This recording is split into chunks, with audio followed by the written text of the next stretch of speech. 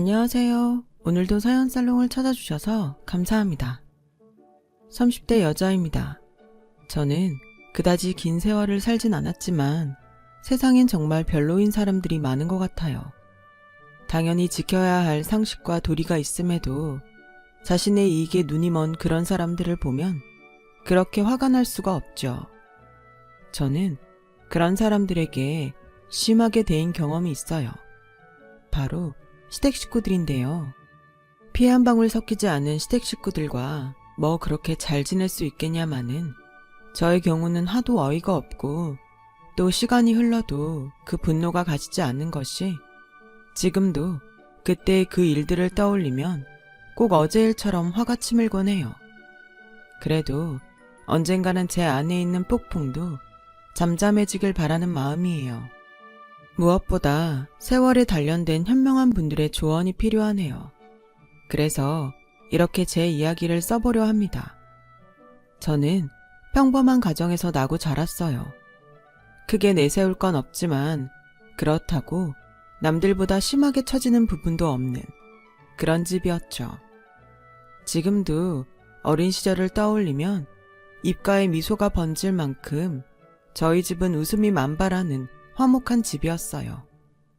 부모님은 두 분 다 가정적인 분이셨고 늘 언제나 서로가 서로를 배려해서 그걸 보고 자란 저는 돈과 상관없이 무척이나 행복하고 안락한 생활을 했던 것 같아요. 그래서 아무것도 모르던 어린 시절엔 걱정 없는 우리 집이 남들보다 잘 산다고 생각했고 나중에 뭘 좀 아는 나이가 되어서 그제야 우리 집이 경제적으로 크게 여유가 없다는 것을 알게 되었어요. 그동안 부모님에게 받은 사랑이 충만해서인지 그런 것들이 저에겐 별로 영향을 주지 않더라고요. 그때부터 알았던 것 같아요. 행복은 꼭 돈이 많아야 하는 것이 아니라는 것을요. 그래서 저는 자연스럽게 남들에게 보여지는 행복보다는 제가 진짜 행복할 수 있는 것이 뭔지를 고민하게 되었고 대학 진학과 진로를 고민하던 저는 그 고민 끝에 대학을 가지 않기로 했어요. 지금도 대학에 가지 않았다고 하면 조금의 이상한 시선을 느끼곤 하는데요. 그때는 그런 시선이 훨씬 노골적일 때였지만 저는 대학을 가서 딱히 배우고 싶은 것이 없었고 또 그것을 통해 하고 싶은 일도 없었기에 저는 제가 바라던 대로 하루빨리 어엿한 사회인이 되어 자유로운 저만의 인생을 살고 싶었어요. 그런데요, 아이러니하게도 주변의 친구들과 어른들은 제가 대학을 안 가는 것을 집에 돈이 없어 못 가는 것으로 생각하고 자기들 멋대로 저를 측은하게 바라보더라고요. 처음엔 뭔가 억울한 기분에 기를 쓰고 아니라고 하기도 했지만 오히려 그게 더 이상한 것 같아서 오해를 하던 착각을 하던 별로 신경 쓰지 않았어요. 그리고 그렇게 제가 20살이 막 되었을 즈음 아빠는 저에게 처음으로 술을 가르쳐 주시며 당신은 예전에도 그랬고 앞으로도 제가 옳다고 하는 것에 기꺼이 응원해 줄 것이니 절대 기죽지 말고 원하는 대로 살라고 조언을 해주셨죠. 그러면서도 이제 막 아가씨가 된 딸이 아주 조금은 걱정이 되셨는지 처음으로 아빠는 이런 말씀도 하셨는데 세월이 지난 지금 아빠의 그 말을 떠올리면 마음 한구석이 너무나도 아픕니다. 미정아, 아빠는 말이야 우리 미정이가 아빠만큼 미정이를 사랑해주고 지지해주는 남자를 만났으면 좋겠어. 에이, 나 이제 막 20살인데 아빠 너무 빠른 거 아니야? 요즘 애들은 다 빠르다고 하던데 뭘. 그리고 이게 얼마나 중요한 얘긴데 아빠는 우리 딸이 결혼하지 않고 평생 아빠랑 살았으면 좋겠지만 또 그러면 안 되는 거야. 그래서 이렇게 미리 당부하는 거고. 네네, 여부가 있겠습니까? 이 녀석 봐라. 아빠는 지금 진지하다고. 자고로 남자는 자기 사람을 챙기고 책임질 수 있어야 해. 어디 성질난다고 욱하고 버럭하는 그런 애들은 절대 가까이 하면 안 된다. 그리고 사람이 한결같아야지. 이렇게 저렇게 자꾸 변하는 사람은 조심해야 해. 알겠지? 알았어. 내가 아빠 딸인데 그런 남자를 내가 왜 만나? 난 우리 아빠 같은 남자 아니면 절대 연애도 안 하고 결혼도 안 할 거야. 저는 살짝 취기가 오른 아빠에게 안심하라고 그런 약속을 했어요. 그리고 사회인이 된 지 2년 정도 흘렀을 때 아빠가 신신당부한 그런 남자를 소개로 만나게 되었죠. 배려심 넘치고 유머러스한 센스에 반해서 연애를 시작하게 되었어요. 그리고 그 남자와 저는 3년 뒤 부부가 되었죠. 남편은 연애를 시작했을 때부터 저희 아빠와 비슷한 구석이 많았어요. 하루 온종일 저만 생각하는 듯 했고, 저와 있을 때는 무엇이든 저를 위해 다 해주었어요. 물론 그때는 남편의 모습을 다 믿지는 않았어요. 왜 그렇잖아요. 좋으면 뭔들 못할까 하는 그런 생각. 그래서 저는 연애를 더 길게 하면서 남편이 진짜 어떤 사람인지 확인하려 했고, 2년 뒤 적어도 제 눈엔 한결같이 저만 아는 바보 같은 사람이라, 그래, 이 남자는 변하지 않고 평생 나만 바라볼 우리 아빠 같은 사람이야 라는 확신이 들어 결혼까지 생각하게 되었어요. 당시 저는 그리 많은 나이는 아니었지만 남편이 저보다 6살이 많았어요.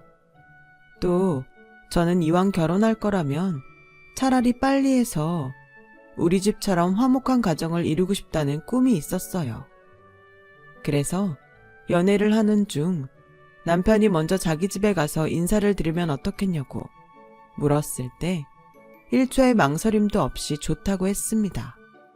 내심 남편의 집 분위기가 궁금했던 저는 기대와 긴장을 동시에 하며 첫 방문을 했었죠. 그리고 그렇게 찾아간 남편의 집. 그러니까 시댁의 모습은 제가 바라던 대로 화목하고 따뜻한 그런 집이었고, 남편의 가족은 부모님과 남편, 그리고 시집간 여동생까지 4인 가족이었는데 제 눈에 참 이상적인 가족으로 보이더라고요. 당시 시아버지는 동네에서 작은 약국을 운영하다 얼마 전 건강 이상으로 약국 문을 닫으셨고, 시어머니는 결혼 전 작은 병원 간호사로 일을 하시다가 결혼하면서 그만뒀다고 하셨어요. 그러니까 지금은 이렇다 할 직업은 없고 자식들에게 용돈 받아 생활하시지만 나름 배운 사람들이었죠. 남편은 당시 대기업까지는 아니었지만 그래도 그쪽 업계에서는 꽤 유명한 회사에서 마케팅 과장 일을 하고 있었어요. 게다가 시집간 여동생은 시집을 잘 가서 서울 강남에 있는 아파트에서 사모님 소리를 듣는 모양이더군요. 저는 평소 성격과 가치관은 그렇지 않지만 자리가 자리인지라 혹시나 저를 대학에 가지 않았다고 못마땅해 하시지 않을까? 또 집이 경제적으로 여유가 있지 않다고 반대하지 않을까? 등등 걱정이 되기도 했었는데, 다행히 남편의 부모님은 그 어떤 것도 크게 문제 삼지 않으셨어요. 이쯤 되니 저도 남편을 놓치고 싶지 않다는 마음이 제 안에 자리하게 되더라고요. 남편 집에 인사를 드린 것을 계기로 저희는 본격적으로 결혼에 대해 이야기를 나누게 되었는데요. 때마침 저희 부모님께 소개한 남편을 부모님이 마음에 든다고 하셔서 저희는 이미 마음먹은 결혼을 미룰 이유가 없어 그 애가 가기 전에 결혼식을 올리게 되었어요. 그때를 생각하면 참 철이 없었어요. 어려서 그랬는지 그때까지 크게 대인 적이 없어 그랬는지 저는 앞으로 제 인생이 계속 남편과 알콩달콩 행복할 거라고 믿었죠. 결혼 당시 남편도 벌고 저도 돈을 버니 저희의 신혼은 나름 경제적으로 여유가 있어서 그야말로 행복 그 자체였어요. 그리고 제 예상대로 저는 결혼 후 예전보다 훨씬 많이 행복하게 남편과 신혼생활을 즐겼어요. 그때가 아마도 제 인생에서 남편과 가장 행복한 시간을 보냈던 때였던 것 같네요. 주말이면 매일 데이트를 했고 평일에도 이젠 헤어질 걱정이 없으니까 퇴근 후 함께 TV나 영화를 보며 깔깔거리며 맥주캔을 기울이는데 아, 이게 내가 바라던 결혼이었지 라는 생각이 절로 들었으니까요. 그래서 주변에서는 저에게 남편이 엄청 잘해주나 보네. 얼굴이 아주 활짝 폈네 폈어 라며 장난치듯 부러워하기도 했으니까요. 저는 그런 말에 괜히 어깨가 으쓱하곤 했었죠. 이렇게 행복하고 남편과 사이가 좋으니 아이도 금방 찾아왔어요. 내심 신혼생활을 더 즐기다 가졌으면 좋았을 텐데 하는 마음도 있었지만 제 임신 사실에 날아갈 듯 좋아하는 남편을 보니 그런 마음이 싹 사라지더라고요. 남편은 원래도 저에게 잘하는 사람이었는데 이제 뱃속에 아이까지 있으니까 완전 팔불출의 애처가가 되어서 저를 꼼짝도 하지 못하게 했어요. 그리고 시댁에서도 집에서 하는 것처럼 똑같이 저를 꼼짝도 못하게 하는데 시댁 식구들 앞이라 그런지 제가 더 민망하더라고요. 자기는 가만히 있어. 그냥 말만 해. 내가 다 할게. 아이고, 아주 머슴이 다 됐네. 그렇게 좋아? 그럼 엄마는 안 좋아? 손주가 생겼는데? 좋아. 근데 네가 이러니까 좋다가도 그 마음이 쏙 들어간다. 네 아버지는 니들 가졌을 때 너처럼 안 했어. 그러니까 너도 좀 작작해. 에이, 나도 좋으니까 그렇지. 오빠, 조심해. 괜히 오빠가 그러면 새언니 엄마한테 구박받는다. 야, 말이 되는 소리를 해. 너는 예지 가졌을 때 매제가 안 그랬어? 시끄러워. 밥이나 먹자. 아, 우리 임산부는 입덧이 심해서 못 먹나? 아니요, 괜찮아요. 뱃속에 애가 순한지 입덧은 아직 없어요. 그래? 걔가 우리 아들 닮았나 보다. 우리 아들도 뱃속에서부터 그렇게 순했는데. 그래, 닮으려면 지 아빠를 닮는 게 낫지. 그때부터 약간 좀 이상하긴 했어요. 그렇지만 제가 그런 것들을 별로 대수롭지 않게 넘겼다는 것이 문제였던 것 같아요. 그 일을 시작으로 조금씩 저의 꿈 같은 행복은 금이 가기 시작했거든요. 전혀 생각하지 못했던 일이 벌어지고 말았어요. 뭐? 유산? 너는 네 몸을 어떻게 관리했길래 애를 흘려? 그게요. 엄마 놀란 거 아는데 이 사람도 지금 많이 힘들어. 그러니까 다음에 해요. 저는 꿈에도 생각지 않았던 유산을 했어요. 병원에서는 제가 스트레스가 심하고 일이 많아 태아에게 영향을 준 것 같다고 유산의 이유를 설명했는데 사실 납득은 잘 되지 않았어요. 하지만 유산의 이유를 알게 된 시부모님은 당장 저에게 회사를 그만두라고 성화를 부리셨죠. 시간이 조금 지나자 남편도 은근 제가 일을 그만뒀으면 좋겠다고 하더라고요. 그러자 남편까지 바라는데 왜 직장을 그만두지 않느냐며 시어머니는 저에게 화를 내셨고 저는 점점 심적으로 힘들었어요. 얘, 뭐 얼마나 대단한 직장이라고 고집을 부리니? 그러게 누가 뱃속에 애를 그렇게 흘리래? 나는 2번 다시 그런 거 용납 못한다. 아니, 우리 아들이 돈을 못 버는 것도 아니잖아. 더 이상 긴말할 필요 없다. 당장 회사 그만둬. 알겠니? 다른 여자애들은 그렇게 시집만 가면 회사 그만 못 떠서 한다리라는데 너는 진짜 특이해. 누가 보면 수억은 버는 줄 알겠어. 시어머니는 이렇듯 제가 유산을 하고도 계속 직장에 다니는 것을 참 싫어하셨어요.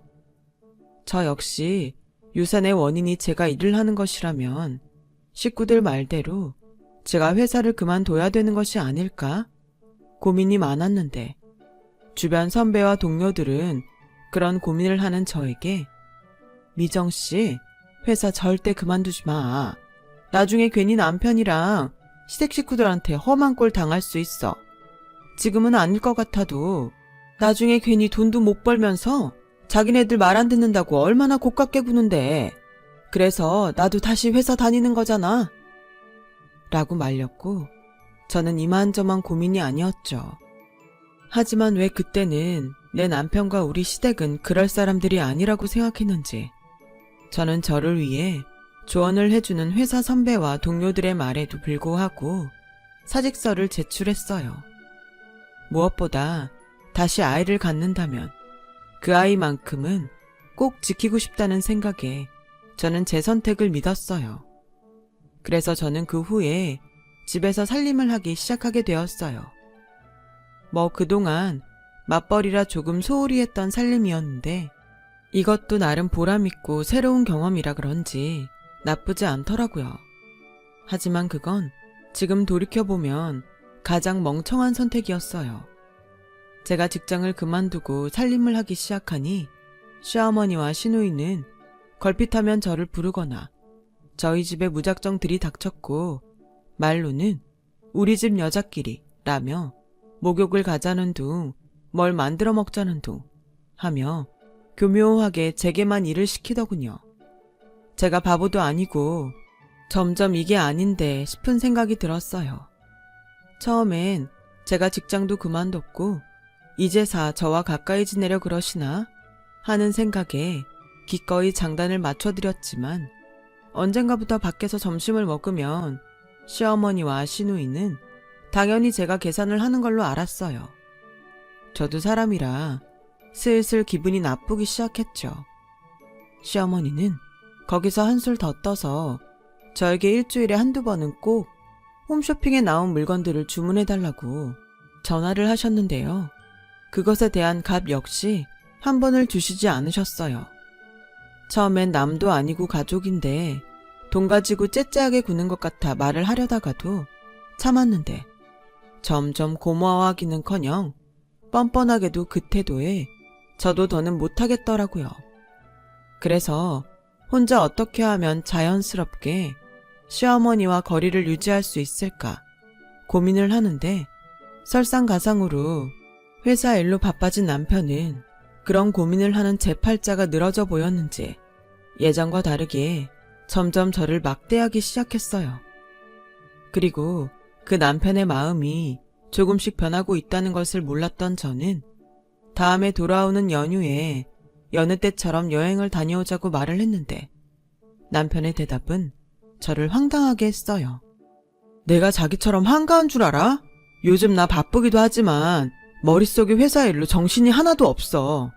자기는 맨날 집에서 편하게 있으니까 노는 날이면 나 끌고 나가서 어디 놀러 나가고 싶은 모양인데 밖에서 일하는 나 좀 배려해주라. 응?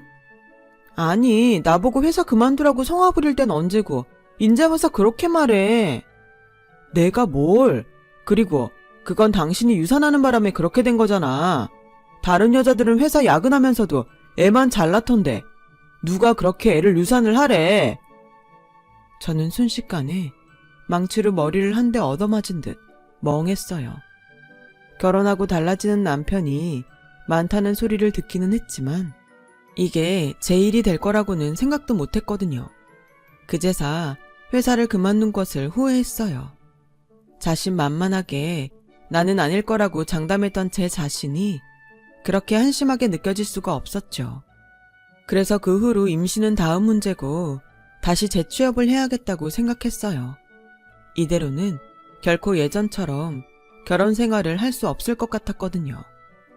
하지만 제 사정이 그러든지 말든지 시어머니는 예전처럼 저를 봉으로 생각하시더군요. 그런 시어머니를 더는 받아줄 수가 없어서 전화는 물론이고 어지간해서는 낮에 집에 있지도 않았는데 몇 번 저희 집에 와서 허탕을 치셨는지 시어머니는 남편이 있는 저녁 시간에 화가 잔뜩 나서 저희 집에 쳐들어오셨어요. 다짜고짜 저에게 삿대질을 하시며 큰 소리를 치시는데 어찌나 어이가 없던지 정말 말이 다 안 나오더라고요. 야, 넌 출가 왜이니? 어딜 그렇게 온종일 싸돌아다녀? 전화도 안 받고? 너, 나 일부러 피하냐? 그럴 리가요. 요즘 계속 집에만 있어서 안 되겠다 싶어서 재취업하려고 바빴어요. 웃기고 있네. 대학도 안 나온 유부녀가 무슨 재취업을 해? 어디 너 같은 고졸을 쓰겠다는 회사가 있을 것 같니? 너도 참 네 주제를 모른다. 어머니, 말씀이 좀 지나치신 것 같은데요. 누가? 내가? 예, 말이 나왔으니 하는 말인데 네가 내세울 게 뭐 하나라도 있니? 애도 간수를 못해서 유산이나 하고 집에서 쉬게 하면 애라도 잘 낳을까 했더니 왜 애는 안 생기는데? 누구 골탕 먹이냐? 어머니, 엄마, 나 피곤해. 왜 화가 나셨는지는 모르겠는데 낮에 해요. 이 사람 낮에 집에 있잖아. 아들, 미안해. 근데 얘가 이 엄마를 우습게 하는 걸 어쩌니? 낮에 내가 찾아올까봐 집에 붙어있지를 않아. 그리고 내 전화는 받지도 않고. 자기 정말이야? 하도 자기가 집에서 노는 사람 취급하길래 재취업하려고 바빴다고 계속 말했잖아. 내가 말할 때 어디 갔다 왔니? 어머, 너는 남편한테 말버릇이 그게 뭐야? 세상에, 못 배웠어도 그렇지. 어머니, 계속 이런 식으로 저 건드리면 저도 안 참아요. 어머님 아들만 귀한 거 아니에요. 저도 저희 집에선 귀한 딸이라고요. 그래서 그런 귀한 딸 대학도 못 보내줬냐? 제가 안 간 거예요. 아, 그러셔? 꼴에 자존심은 있어서? 아들, 엄마는 다른 뜻은 없었어. 그냥 얘 집에서 심심할까봐 데리고 다니면서 잘 해주려고 했을 뿐이야. 그런데 얘는 이 엄마가 싫은가 보다. 지금도 네 처가 나한테 하는 것 좀 봐라. 나이 어린 제가 이런 표현을 쓰는 것이 맞는 건지 모르겠지만 저는 그때 시어머니가 참 여우 같다고 생각했어요. 당신도 찔렸는지 저한테 계속 돈 쓰게 했다는 말은 결국 남편에게는 하지 않으면서 그렇게 우는 소리를 하는데 제 머릿속엔 늙은 여우라는 네 글자만 생각나더라고요. 그래서 그날 저녁 저는 남편에게 그동안 있었던 일을 말했어요. 그러자 남편은 한숨을 푹 쉬더니 그 돈이 뭐 얼마나 되냐며 저에게 핀잔을 줬고 저는 억울한 마음에 돈도 돈이지만 이용당하는 것이 싫어서 그런 거라고 몇 번을 말했는데도 팔은 안으로 굽는다고 남편은 제가 하는 말을 믿지 않았어요. 우리 엄마 그런 사람 아니야. 그런 사람이었으면 결혼 전에 애당초 당신 대학도 못 나오고 처갓집 별 볼 일 없다고 우리 결혼 반대하셨겠지. 뭐라고? 그렇잖아. 솔직히 나도 자기 한 사람만 보고 결혼했지만 우리가 레벨이 맞지는 않잖아. 레벨? 사람 사는 게 무슨 게임이니? 그리고 이런 말 하는 거 나도 싫은데 그렇게 따지면 나도 할 말이 없는 거 아니야. 막말로 당신 부모님 벌이도 없는 백수시잖아. 지금도 아가씨랑 우리한테 용돈 받아서 생활하시는데 오히려 우리 집에서 반대해야 맞는 거 아니야? 뭐? 자기 지금 말 다 했어? 여태 우리 집을 그렇게 생각한 거야? 정말 실망이다. 나도 실망이야. 요즘 자기가 얼마나 많이 변한 줄 알아? 내가 오죽하면 재취업을 하겠다고 이러겠냐고. 아, 됐어. 피곤해. 알았으니까 자기 마음대로 해. 됐지? 남편은 그렇게 말하고 안방이 아닌 작은 방에 들어가 잠을 잤어요. 그 후 저와 남편은 한동안 각방을 썼는데요. 둘 다 먼저 굽힐 생각이 없다 보니 각방을 쓰는 기간은 점점 늘어가기만 했었죠. 그러다 제가 자격증을 몇 개를 취득하고 재취업에 성공하고 한 달이 되지 않았을 무렵 난데없이 시어머니에게 연락이 오더군요. 무슨 큰일이라도 난 듯 시어머니는 당장 의논할 일이 있다고 다짜고짜 집으로 오라고 성화를 부리셨는데 제가 퇴근을 하고 시댁에 가보니까 말하지 않아도 대충 어떤 상황인지 알 것 같았어요. 제 눈에 시누이의 짐으로 보이는 많은 가방과 3살인 시누이의 딸인 조카가 보였거든요. 딱 봐도 집을 나온 것 같았어요. 그리고 아닌 게 아니라 제 예상은 틀리지 않았어요. 내가 정말 살다 이런 억울함은 처음이야. 지가 돈 좀 있으면 다야? 어떻게 처자식을 내쫓고 이혼을 하재? 엄마, 나 정말 이대로 이혼당하는 거야? 나 어떡해. 나 이제 애랑 어떻게 살아. 그러게 이년아, 착착했어야지. 내가 너 돈 가지고 장난하지 말라고 했지? 주식도 도박이라고 내가 했어, 안 했어? 아, 누가 무식하게 주식을 도박이라고 해. 하도 예제 아빠가 나 백수라고 무시하니까 큰돈 좀 벌어보려고 했지. 이거 사. 네가 무슨 능력으로 큰돈을 벌어. 네가 주식으로 큰돈을 벌면 개나 소나 다 벌겠다. 엄마는 새언니도 있는데 무슨 말을 그렇게 해. 쪽팔린 건 아냐? 으이구. 얘, 싫으나 좋으나 상황은 이렇게 됐고, 얘는 뭐 빈털터리로 몸만 탈랑 쫓겨나서 이번 달부터 네가 좀 우리한테 신경을 좀 써줘야겠다. 무슨 신경을요? 언니, 사태 파악이 안 돼요? 아니면 알면서도 모른 척하는 건가? 너 다시 직장 다니잖아. 원래 주던 돈에 딱 50만 원만 더 줘라. 어머니, 그럼 제가 한 달에 150이나 드리는 건데요. 그럼 어쩌니? 우리 셋 다 돈 나올 구멍이 없는데 생각해봐라. 150도 부족하지 않겠니?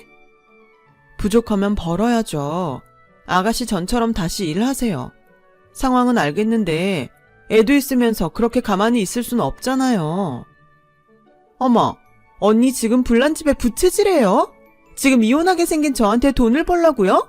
미친 거 아냐? 그래, 얘. 너도 사태 파악을 좀 해라. 얘가 지금 어디 가서 돈 벌게 생겼냐? 그리고 너도 집에서 판판히 놀면서 내 아들 돈으로 편하게 있었잖아. 그거 우리한테 베푼다고 생각해. 저는 시어머니의 논리가 웃기지도 않아 헛웃음이 났어요. 그래서 그날 야근을 하고 돌아온 남편을 붙들고 시댁에서 있었던 일을 모두 이야기했는데 남편은 또다시 질린 듯한 얼굴을 하더니 아무 말도 하지 않고 작은 방으로 들어갔어요.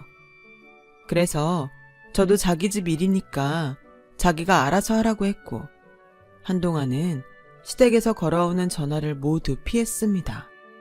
그러던 중 저에게 또다시 믿을 수 없는 일이 벌어졌어요. 미정아, 어떡하니? 네 아빠가 뺑소니 사고를 당했는데 의식이 돌아오지 않는데. 저희 엄마는 차마 입 밖에 나오지 않는 말을 할 수가 없어서 몇 번이고 말을 하다 멈추고 했고 저는 믿을 수 없는 사실에 힘이 풀려 손에 들고 있던 핸드폰을 툭 떨어뜨리고 말았어요. 그리고 그 길로 미친 듯이 뛰어 아빠가 있다는 병원으로 향했는데 제가 병원에 도착했을 때 아빠는 그렇게 허망하게 세상을 떠나신 후였어요.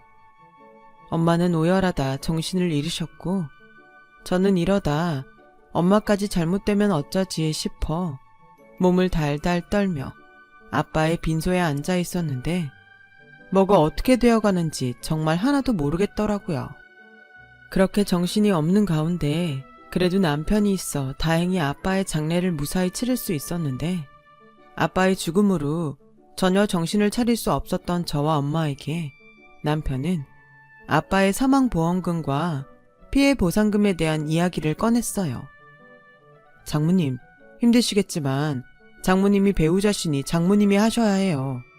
다행히 뺑소니범은 잡았고 그에 따른 피해보상금도 받으셔야 하니 지금은 슬퍼하시기보다 정신 꽉 붙들고 어떻게든 더 받기 위해서 장모님이 강하게 나가셔야 해요. 그래, 근데 그 돈이 다 무슨 소용인가. 내 남편이 지금 여기 없는데. 그러니까요. 장인어른도 안 계신데 돈이라도 더 챙기셔야죠. 저는 그때 남편이라도 있어서 다행이라고 생각했어요. 하지만 얼마 지나지 않아 남편에겐 딴 생각이 있었다는 것을 알게 되었죠. 저는 그때부터는 남편에 대한 그 어떤 애정도 사라져 없어졌어요.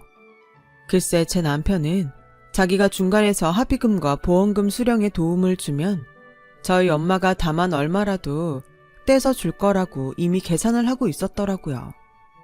그리고 그걸 시댁 식구들에게 자랑처럼 떠들었고 남편의 말에 또 기대를 한 바가지한 시어머니와 시누이는 아직 슬픔 속에서 어떻게 해야 할지 모르는 저에게 이런 헛소리를 했어요. 예, 죽은 네 아버지 일은 안 됐지만 산 사람은 살아야지. 그래도 너는 내 아들 덕에 합의금도 제법 많이 챙겼다면서. 그래서 하는 소린데 너 네 엄마한테 말해서 합의금이랑 보험금 나온 것 중에서 딱 3억만 우리 줘라. 뭐라고요? 내 아들 아니었음. 날아갈 돈이 얼마였니? 그러니 중간에서 수고한 우리 아들 몫이다 생각하고 3억만 달라고. 언제까지 얘도 이혼당하고 놀고만 있을 수는 없고. 그래도 사모님 소리 듣던 앤데 가게라도 하나 해야 되지 않겠니? 무슨 가게를 하는데 그렇게 큰 돈이 필요해요. 그리고 지금 우리 아빠 목숨값으로 시누이 장사하는데 보태라고요? 장사라니? 언니, 말이 좀 그렇다. 이왕 말 나온 김에 말하자면 내가 카페를 봐둔 게 있어요.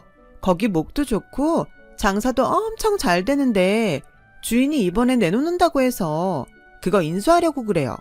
인테리어도 이미 다 되어 있고 문 닫을 것도 없이 바로 이어서 하면 되니까 돈도 바로 벌 수 있고. 그렇다 보니까 돈이 좀 많이 필요하네, 언니. 우리 가족이잖아요. 내가 나중에 돈 많이 벌면 이 은혜 잊지 않을게요. 네?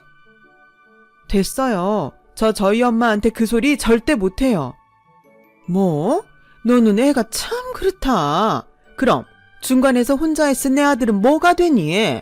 혹시 그 돈 너랑 니네 엄마가 꿀꺽 하려고 그러는 거 아니야? 그만하세요. 저는 지금 부모를 잃었다고요. 정말 너무하세요. 지금 저한테 그런 얘기가 하고 싶으세요? 아무리 돈에 눈이 멀었어도 그렇지 어쩌면 그러세요? 야, 너 지금 말 다 했어? 우리가 오죽급 하면 이러겠니? 됐다. 너는 말이 안 통하니 내 사부인이랑 직접 말아마. 그러기만 하세요. 저 그랬다가는 절대 안 참아요. 어머님 아들이랑 이혼할 테니까 그렇게 아세요. 네가 그렇게 말하면 내가 겁낼 줄 아니? 어디서 협박이야? 정이야, 가자. 엄마, 나 가게 계약한다고 했어. 한시가 급해. 엄마만 믿어. 다 수가 있다. 시어머니는 저를 죽일 듯 노려보고 그렇게 시누이와 나가셨어요. 그리고 저는 남편에게 시어머니와 시누이가 다녀간 사실을 이야기했고 남편은 이미 다 아는 듯 저에게 이렇게 말했죠. 물론 당신 기분 이해해. 근데 우리 엄마랑 정희 입장도 좀 봐줘. 걔도 아직 앞날이 구말리잖아. 그래도 일할 생각으로 그러는 건데 돈이 없으면 몰라도 도울 수 있으면 돕는 게 맞는 거 아니야? 돈? 돈이 있어? 그 돈이 어떤 돈인데? 전에도 말했지만 자기가 그 돈 욕심내지 않는다고 해서 돌아가신 장인어른이 돌아오시진 않아. 사람이 현명해야지. 아, 그래? 그럼 나중에 나도 당신 죽고 나면 당신은 이미 없으니까 돈이라도 더 많이 챙기자고 생각하면 되는 거야? 산 사람은 그 돈으로 잘 먹고 잘 살아야 하니까 그렇게 생각하면 되는 거라는 거지? 내가 이러니까 요즘 자기랑 말하기가 싫어. 아주 답답해 죽겠다. 좋아. 내가 다 포기할 테니까 두 사람 정신 놓고 있을 때 장례 치르고 중간에서 보험금이랑 합의금 받을 때 수고한 목 제대로 계산해서 줘. 그럼 나도 앞으로 돈에 대해서 일절 아무 말 안 할게. 당신 몫을 달라고? 난 그 돈에 아무런 미련도 없어. 그 돈을 받는다면 그건 다 아빠 없이 지내야 하는 엄마 몫이겠지. 그러니까 당신도 당신 식구들도 제발 내 앞에서 그 입 닥쳐주라. 저는 그렇게 말하고 방에 가서 짐을 쌌어요. 남편과 싸워서 그런 것도 있었지만 혼자 있을 친정엄마 걱정에 애당초 그럴 생각이었거든요. 그런데 남편은 그런 저를 가지 못하게 막아섰고 급기야 안방 문을 잠가 저를 나가지 못하게 하는데 저도 이대로는 물러설 수 없어서 경찰에 신고를 했어요. 그렇게 출동한 경찰에 의해 저는 집을 나올 수 있었죠. 남편도 모든 정황을 이야기하는 것이 쪽팔렸는지 나가겠다는 저를 잡지 못했죠. 저는 그 길로 친정집으로 갔어요. 그렇게 한 달 넘게 친정엄마와 생활하며 나름 조금씩 안정을 찾아갔는데 친정엄마가 저에게 돈이 든 통장을 건네시며 이렇게 말씀하셨어요. 엄마가 생각을 많이 했는데 이 돈은 아무래도 네가 갖는 게 맞는 것 같아. 우리 둘 다 정신 없을 때 서서방이 고생 많이 한 거 맞잖아. 네 아빠는 무엇이든 너한테 선택하라고 하겠지만 엄마는 그래도 우리 딸이 남편 그늘에서 남편 의지하고 사랑받고 살았으면 좋겠어. 저는 엄마에게 미안하다고 대답했어요. 이미 금이 갈대로 간 저희 부부가 엄마의 바람대로 살 수는 없었으니까요. 그런데 합의 이혼을 하기 위해 법원에서 만난 남편은 예전의 모습과는 조금 달라져 있었어요. 그러니까 예전 사이가 좋았던 그때의 그 남편의 모습으로 저를 대해주면서 자기는 이혼을 하고 싶지 않다고 저에게 용서를 빌었어요.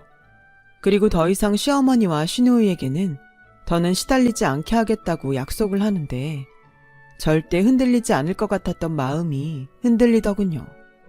그래서 이혼 서류에 도장까지 다 찍고 마지막으로 기회를 한 번 더 주겠다고 했어요. 만약 똑같은 일이 벌어진다면 이미 다 작성한 이혼 서류를 제가 법원에 제출하는 것으로 합의를 했죠. 저는 그렇게 다시 집으로 돌아갔어요. 다시 혼자 남을 친정엄마가 마음에 걸리긴 했지만 제가 이혼을 보류했다는 것이 더 기뻤던 엄마는 저에게 자기 생각은 하지 않아도 되니 그저 행복하게만 살라고 당부하셨죠. 그렇게 한 3개월. 저는 다시 예전처럼 남편과 사이좋게 지낼 수 있었어요. 각자 빨리 퇴근하는 날이면 서로를 위해 식사를 준비했고 가끔은 저희 친정에 가서 저희 엄마와 시간을 보내기도 하면서요. 그래서 점차 가지고 있던 이혼 서류에 대해 잊어가고 있을 즈음 결정적인 사건이 일어났습니다. 그 사건으로 저는 아무런 미련 없이 남편과 이혼하게 되었어요. 그날은 토요일이라 모처럼 늦잠을 자고 있었는데요. 거실에서 들려오는 요란한 소리에 저는 잠에서 깼고 남편은 벌써 일어나 방에 없길래 남편이 거실에서 무얼 하나 싶어 거실로 나가봤는데 글쎄 저도 모르는 이사가 한창이었어요. 카페를 3개월 만에 말아먹은 시누이가 결국엔 빚만 잔뜩 지어 시댁집을 처분하게 만들었던 거예요. 오갈 곳이 없어진 그들은 저희 집에 이사를 들어오고 있었던 거고요. 아니, 이렇게 말도 없이 이사를 오는 경우가 어딨어요. 어머, 너 웃긴다. 여기 내 아들 집이잖아. 그리고 누가 말을 안 했대? 아, 국진이가 너한테 아직 말을 안 했니? 내 아들이 오죽하면 그랬을까. 아무튼 그렇게 됐으니까 너도 빨리 도와. 그리고 안방은 나랑 네 시아버지가 쓸 테니까 비워주고. 말도 안 돼. 알았어요. 잠시만 기다리세요. 저기요. 저는 시어머니에게 그렇게 말하고 한참 이사 일을 하는 업체 사람에게 여기 있던 짐을 다른 곳으로 옮기고 싶다고 말했어요. 물론 돈을 2배로 더 준다고 조건을 걸었고요. 업체 사람은 누군가 통화를 한 후 곧 차가 올 거라고 저에게 말하더군요. 저는 저대로 짐을 싸기 시작하는데 누군가에게 연락을 받았는지 그때까지 콧배기도 보이지 않던 남편이 헐레벌떡 뛰어들어왔어요. 자기야, 미안해. 상황이 좋지 않아서 말한다는 게 늦었어. 그래? 그 말한다는 게 결국엔 상의는 아니었던 거지? 어떻게 나랑 말도 없이 여기로 오시게 해? 그럼 어떡해. 이미 엄마랑 아버지가 집을 담보로 정희한테 돈을 해주신 걸. 그러게. 그때 그냥 장인어른 보험금에서 얼마 줬으면 좋았잖아. 뭐? 설마 우리 이혼 서류 다 작성된 거 잊은 거 아니지? 우리 이제 정말 끝내자. 싫어. 아니, 난 절대 안 해. 나랑 정 이혼하고 싶으면 그때 받았던 장인어른 보험금이랑 합의금에서 절반 줘. 그럼 해줄게. 미친놈. 너랑 니네 집 식구들 다 돈에 미친 사람들이야. 법으로 해. 법으로 가져갈 수 있으면 가져가라고. 근데 난 돈도 돈이지만 너 같은 새끼랑은 1분 1초도 살고 싶지 않아. 야, 내가 밖에서 듣자 하니까 누구 보고 미쳤대. 네가 돈 좀 만지니까 뭐라도 되는 것 같냐? 우리 아들 아니었으면 그 돈도 없었잖아. 너 갈 때 가더라도 돈 내놓고 가. 저 그 돈 없어요. 제 앞으로 나온 거 아니잖아요.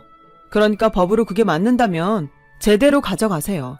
저도 어떤 판결이 나올지 아주 궁금하네요. 그리고 제가 이 집 올 때 혼수로 해온 건 싹 다 가져갈 테니 안방을 쓰시던 거실을 쓰시던 마음대로 하세요. 이 집 숟가락 젓가락까지 몽땅 제가 해온 건 아시죠? 저는 그렇게 말하고 업체 사람들에게 집에 있는 가구며 가전제품 모두를 실어서 친정집으로 가자고 했어요. 친정엄마는 많이 놀라셨지만 제가 전후 사정을 이야기하자 더는 아무 말도 없으셨죠. 졸지에 집에 있던 오래된 것들을 제가 신혼살림으로 장만한 것들로 교체가 되었는데 이상하게 기분이 나쁘지 않았어요. 어쩌면 제 안에 언제고 이런 날이 올 거라고 예상을 했던 것처럼요. 저는 그 후 변호사를 통해 이혼 소송을 진행했어요. 남편과 시댁 식구들은 그놈의 돈 타령을 해댔지만 판사님도 그런 사람들의 손을 들어주시진 않으셨죠. 그래서 덕분에 그리 오랜 시간이 걸리지 않아 깨끗하게 이혼을 할 수 있었어요. 그러자 남편과 시어머니 그리고 시누이까지 저에게 잘못했다고 용서를 해달라는 헛소리를 몇 번 했지만 가차없이 그들에게 외면했죠. 그리고 저에게 처음 남편을 소개해준 지인은 이렇게 될 줄 몰랐다며 미안해하며 최근에 남편의 근황을 알려줬는데 남편은 이혼 후 졸지에 가장이 되어 시댁 식구들을 먹여 살리느라 피골이 상접하다는 말을 들었어요. 어찌나 고소하던지 나중엔 돌아가신 아빠가 저를 도와주신 게 아닐까 하는 생각도 들더라고요. 저희 아빠는 언제나 제가 행복하길 바라시는 분이셨으니까요. 그래서 저는 아빠의 바람대로 무조건 행복하기 위해 노력하며 살고 있어요. 가끔은 엄마와 여행도 가고 또 가끔은 갖고 싶은 것과 하고 싶은 일에 돈과 시간을 쓰는데요. 행복이라는 것이 별것이 없더라고요. 욕심내지 않고 주어진 것에 만족하며 그때그때 제가 원하는 것을 하면 그것이 행복이니까요. 인정하기 싫지만 행복은 어쩌면 불행했던 사람들이 더 잘 느낄 수 있는 것 같아요. 그러니 행복은 상대적일 수밖에 없는 것이죠. 그래서 저는 이 행복한 시간들을 절대로 놓치고 싶지 않아요. 누군가 그러더라고요. 행복은 질도 중요하지만 빈도가 더 중요하다고. 그래서 저는 작든 크든 매일 행복하려 합니다. 하늘에 있는 아빠가 기뻐하실 수 있도록 최대한 오래오래 저희 엄마와 함께요.